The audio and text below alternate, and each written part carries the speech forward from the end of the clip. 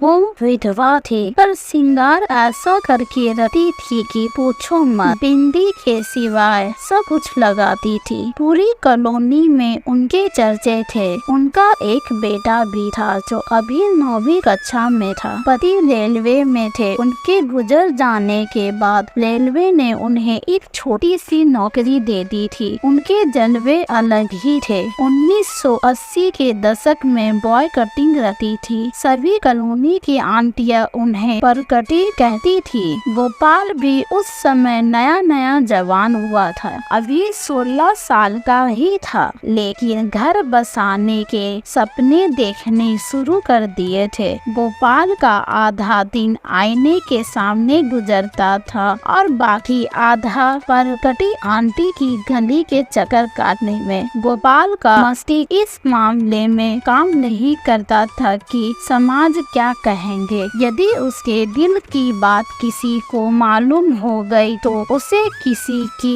परवाह नहीं थी। परकटी आंटी को दिन में एक बार देखना उसका जुनून था। उस दिन बारिश अच्छी हुई थी। गोपाल स्कूल से लौट रहा था। साइकिल पर ख्वाब में गुम उसे पता ही नहीं लगा कि अगले मोड़ पर कीचड़ की वजह से कितनी फिसलन थी। अगले ही क्षण जैसे ही वह अगले मोड़ पर मुड़ा, साइकिल फिसल गई और गोपाल नीचे। उसी वक्त सामने से आ रहे स्कूटर ने भी टक्कर मार दी। गोपाल का सर मानो खुल गया हो। खून का फव्वारा फूटा। गोपाल दर्द से ज्यादा इस घटना के झटके से अस्वस्थ था। वह गुम सा हो गया। भीड़ में से कोई उसकी सहायता को आगे नहीं आ रहा था। खून लगातार बह रहा था। तभी एक जानी पहचानी आवाज गोपाल नाम पुकारती है। गोपाल की धुंधली हुई दृष्टि देखती है कि परकटी आंटी भीड़ को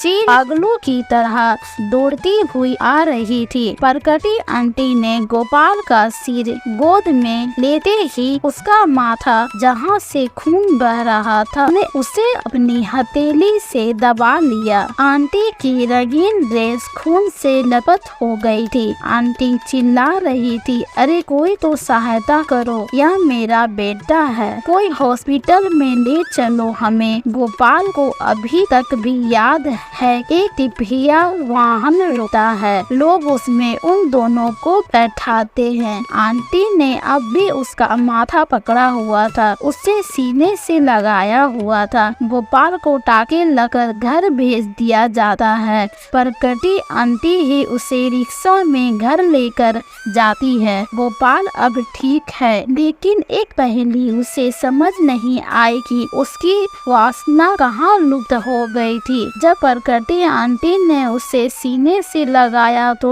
उसे ऐसा क्यों लगा कि उसकी माँ ने उसे गोद में ले लिया हो। वात्सल्य की भावना कहाँ से आई, उसका दृष्टिकोण कैसे एक क्षण में बदल गया। क्यों अब मातृत्व के शुद्ध भाव से परकटी आंटी को देखता था। आज गोपाल एक रिटायर अफसर है। समय बिताने के लिए कम्युनिटी पार्क में जाता है। वहाँ बैठा वो आज सुंदर औरतों को पार्क में व्यायाम करते देखकर मुस्कुराता है, क्योंकि उसने एक बड़ी पहेली बचपन में हल कर ली थी। वो आज जानता है, मानता है और कई लेख भी लिख चुका है कि महिलाओं का मूल भाव मातृत्व का है। वो चाहे कितनी भी अप्सरा सी दिखे, दिल से हर महिला एक माँ है। वह माँ सिर्फ अपने बच्चों के लिए ही नहीं है, वह हर एक लाचार में अपनी औलाद को देखती है। दुनिया के हर छोटे मोटे दुख को एक महिला 10 गुना महसूस करती है, क्योंकि वह स्वयं ही कल्पना कर बैठती है कि अगर यह मेरे बेटे या बेटी के साथ हो जाता तो इस कल्पना